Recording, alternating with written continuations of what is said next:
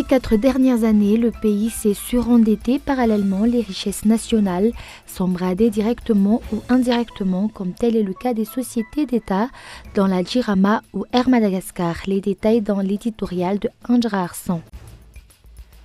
Affaire Claudine Razay Mahmoud, les journalistes ne font que faire leur travail depuis le début de cette affaire. Il n'y a pas de stratégie politique comme certains le disent. Cet opérateur économique responsable de détournement de deniers publics est bel et bien proche du couple présidentiel et use de ce pouvoir. Un appel à la grève générale au Brésil par plusieurs organisations syndicales, un bref répit pour le chef d'État qui fait face à de graves accusations de corruption.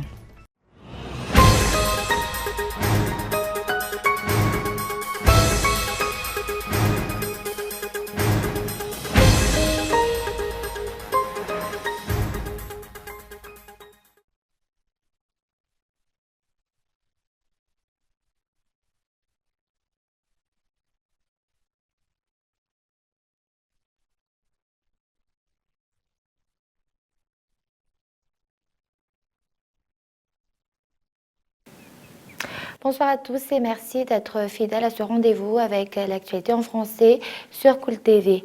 À la une, ces 4 dernières années, le pays s'est surendetté. Parallèlement, les richesses nationales sont bradées directement ou indirectement, comme tel est le cas des sociétés d'État dans la Jirama ou Air Madagascar.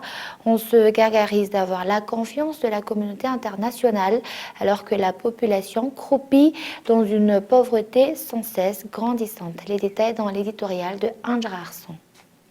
Les dirigeants actuels ne cessent de se prévaloir d'avoir la confiance de la communauté internationale qui leur ouvre la porte aux capitaux et aux financements étrangers.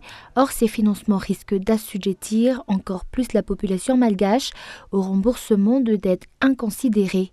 Ces financements vont-ils être réellement utilisés à des fins de développement ou plutôt servir à combler le gap dans des budgets où des sommes importantes ont été détournées ? La question est légitime compte tenu de tous les détournements qui ont été portés sur la place publique ces derniers mois. Au-delà de ces détournements, de nombreuses questions concernant des sociétés d'État restent en suspens. Qui est responsable de la faillite d'Air Madagascar pour laquelle une dette de 303 milliards d'ariars a été contractée pour payer des arriérés cette année? Où sont passées les recettes de la vente du Boeing qui a été cannibalisé pour être transformé en marmite à un Batlampi? 450 milliards d'ariars, tel est le montant requis pour la réhabilitation de la Jirama, désormais réduit à être simple distributeur d'électricité, car elle n'en produit presque plus. Sur 115 centrales thermiques, seulement 15 sont approvisionnées en huile lourde par Timrur. Comment peut-on tolérer que les 100 autres fonctionnent avec du carburant acheté plus cher que le prix de l'électricité vendue aux consommateurs? La vente de terrains domaniaux aux étrangers est une autre affaire. Le cas de la vente de l'arboretum d'Ambadpe en est une illustration flagrante.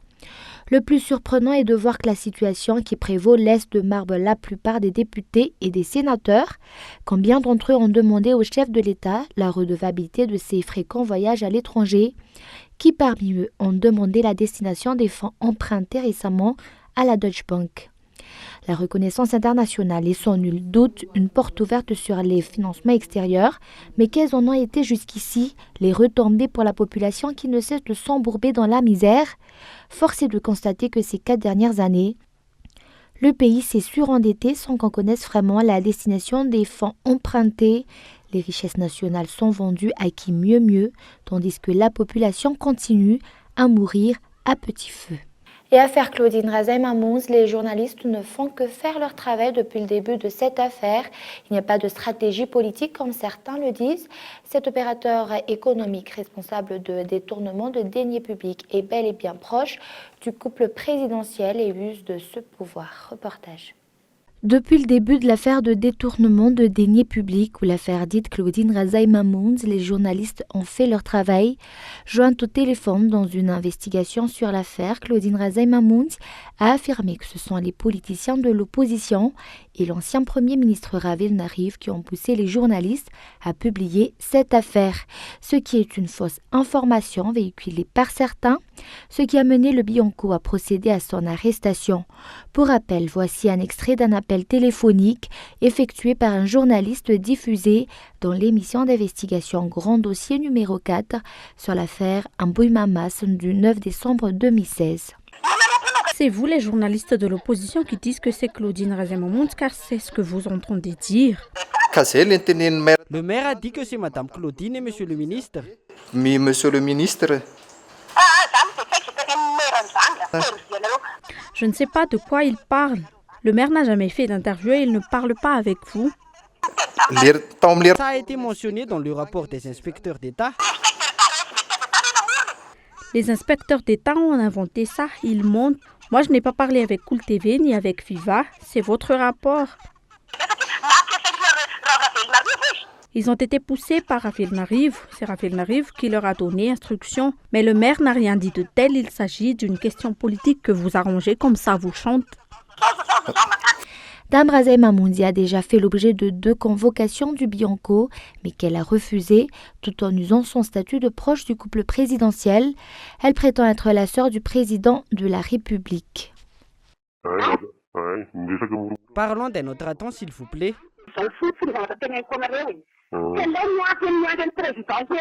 Vous, Bianco, je vous dis bien, appelez d'abord le président hier avant de m'appeler. Préparez-vous de ce qui va vous arriver aussi. Hier, on m'a dit ce qui a été diffusé sur Cool TV. Laissez partir le président Razon Armapian avant de me toucher. Je n'ai pas peur de vous.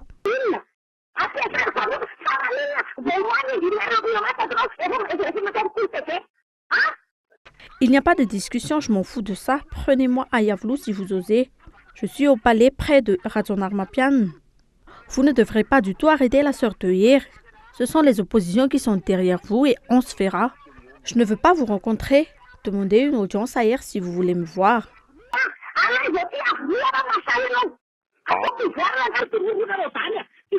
On demande de vous voir pour discuter et non pas pour vous arrêter. Sans façon, je n'ai pas besoin. Vous êtes de l'opposition pour moi. Vous pouvez venir ici ou on peut se voir où vous voulez. Je suis à Yavlou et venez ici si vous osez. Cet appel téléphonique prouve que Claudine Razem-Mamoun est bien et bien proche du couple présidentiel et passe fréquemment au palais d'Yavlou. Cependant, interviewée sur TV5 Monde le 28 juin dernier, Razon Armapian a osé nier cette information. Les observateurs se posent la question sur le silence des partenaires internationaux et bailleurs de fonds sur cette affaire. Claudine Razem-Mamoun, connue par tous comme étant conseillère spéciale de la présidence sans nomination légale. Sur le plan économique, l'État continuera à camoufler les dettes des 2 sociétés d'État, Air Madagascar et Jirama. Une partie du financement de la FEC sera versée dans la Jirama. L'État prendra également en charge du paiement des dettes de la compagnie nationale. Reportage. Une mauvaise gestion financière, l'État malagasy n'a pas de politique d'endettement, affirme Serge Zafmaouf, un économiste. En conséquence, Madagascar est surendetté et continue de mendier aux financeurs étrangers. La continuité des subventions allouées aux sociétés d'État est la preuve de la mauvaise gestion, notamment pour le cas de la Jirama. Si les subventions étaient de 200 milliards d'ariars, ces subventions ont connu une hausse de 250 milliards d'ariars, soit 450 milliards d'ariars. Le ministre des Finances et du Budget lance la balle aux responsables auprès de la Jirama, réaffirme cette fois-ci l'arrêt des subventions. Entre autres, la compagnie nationale Air Madagascar fait également partie des sociétés dont l'État a beaucoup de capitaux en jeu. Jusqu'ici, Air Madagascar est endetté, une dette d'une somme de 80 millions de dollars. Il paraît également que le prêt alloué par la Deutsche Bank ferait l'objet du paiement de cette dette. En tout cas, le ministre des Finances et du Budget a affirmé que c'est l'État qui prendra en charge le paiement des dettes d'Air Madagascar. Cependant, 40 millions de dollars des financements étrangers alloueront les dettes de la compagnie nationale. Les 40 millions de dollars restants seront payés par les financements bancaires. À titre de rappel, le blocage de la 2e tranche du FEC au mois de mars dernier a été causé par les problèmes de ces 2 sociétés d'État. L'État encaissera les 86 millions de dollars du programme FEC dans 10 jours. L'endettement du pays prend son cours. Et la majorité des entreprises n'ont pas encore recours aux centres d'arbitrage à Madagascar. Les centres d'arbitrage qui ont comme principale tâche de résolution des problèmes, notamment commerciaux, au sein d'une entreprise. Reportage. Médiation et arbitrage des secteurs peu recourus à Madagascar. Selon les explications, le recours au centre d'arbitrage peut précéder le recours à la justice. L'arbitrage est peu prisé par les entreprises malagasy, la médiation également. Cette dernière est une forme de réconciliation. Toutes les deux sont des étapes précédant le recours à la justice avec des procédures juridiques. Le nombre de sociétés ayant recours au centre d'arbitrage est insuffisant. En général, les centres d'arbitrage ont comme principale tâche de résolution des problèmes au sein des sociétés. Les problèmes commerciaux entre deux sociétés sont entre autres les problèmes fréquents. Autant résoudre ces problèmes auprès des centres d'arbitrage. Auprès de la justice, il y a un gagnant et un perdant. Mais dans les centres d'arbitrage, il y aura toujours un consensus. La majorité de la population n'ont plus confiance à la justice, mais néanmoins, le recours au centre d'arbitrage est encore moindre. À Madagascar, on compte actuellement 30 arbitres. Et avant de passer aux actualités internationales, suite du meurtre à Nalavour il y a quelques mois, la famille de la défunte a affirmé que les responsables cherchent encore jusqu'à aujourd'hui à détourner la situation. Selon toujours les explications, ces derniers ont même l'intention de déposer une plainte. Écoutons les explications.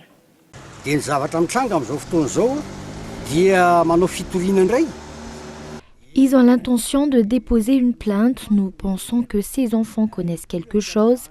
Vu qu'ils sont déjà majeurs, ils peuvent être vraiment complices. Pourquoi ils ont l'intention de porter plainte à l'encontre de leur oncle? Et place aux actualités internationales, un appel à la grève générale au Brésil par plusieurs organisations syndicales. Un bref répit pour le chef d'État qui fait face à de graves accusations de corruption. Reportage de France 24. Ils ne sont désormais que 7% à approuver sa politique. La cote de popularité de Michel Temer sombre encore un peu plus. Et le président brésilien a une nouvelle fois été défié par la rue. À Rio, Brasilia ou encore Sao Paulo, des manifestants ont perturbé les transports avec plus ou moins de succès.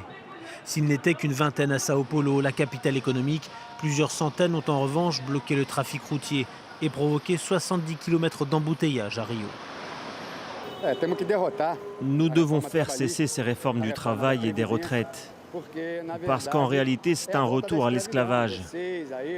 Votre société pourra vous virer quand elle veut, vous n'aurez plus aucun droit, vous devrez travailler jusqu'à ce que vous soyez âgé de 100 ou 200 ans.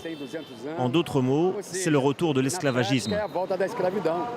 Michel Temer, particulièrement fragilisé par des accusations de corruption et une récession historique, tente de mettre en place des mesures d'austérité rejetées par ses manifestants.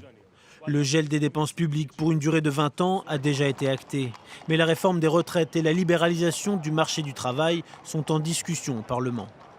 Les manifestations de ce vendredi n'ont toutefois pas réussi à mobiliser massivement les Brésiliens, contrairement aux précédentes. Et l'Europe a rendu hommage à Helmut Kohl, connu pour être un défenseur de l'unité européenne. L'hommage s'est tenu au Parlement européen à Strasbourg. France 24. Il fut un père pour l'Europe, et c'est en son cœur que l'Europe, son Parlement, l'accueille une dernière fois. Aux côtés d'Angela Merkel, son héritière en politique, Emmanuel Macron, Bill Clinton, Dimitri Medvedev, Benjamin Netanyahou ou Nicolas Sarkozy. Tout le monde a voulu venir. Pourquoi? Parce que Helmut Kohl nous a donné la chance de participer à quelque chose de plus grand que nous-mêmes, plus grand que notre mandat, plus grand que nos carrières. Les images de sa vie projetées sur l'écran du Parlement faisaient une bonne place à l'effondrement du mur de Berlin et à son couple politique avec François Mitterrand.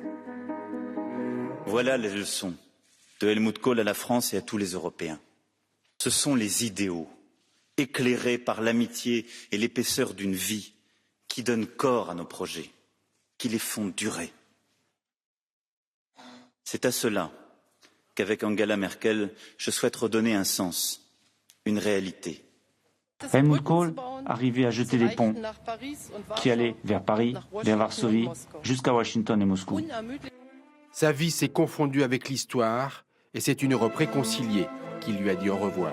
Et avant de se quitter, je vous rappelle les grands points de ce journal. Ces 4 dernières années, le pays s'est surendetté. Parallèlement, les richesses nationales s'embradaient directement ou indirectement, comme tel est le cas des sociétés d'État dans la Jirama ou Air Madagascar. On se gargarise d'avoir la confiance de la communauté internationale alors que la population croupit dans une pauvreté sans cesse grandissante. Et affaire Claudine Razay-Mamoun, les journalistes ne font que faire leur travail depuis le début de cette affaire. Il n'y a pas de stratégie politique comme certains le disent. Cet opérateur économique responsable de détournement de deniers publics est bel et bien proche du couple présidentiel et use de ce pouvoir. Et enfin, un appel à la grève générale au Brésil par plusieurs organisations syndicales. Un bref répit pour le chef d'État qui fait face à de graves accusations de corruption. Et voilà, c'est la fin de ce journal. Merci de votre fidélité. Au revoir et bonne soirée à tous.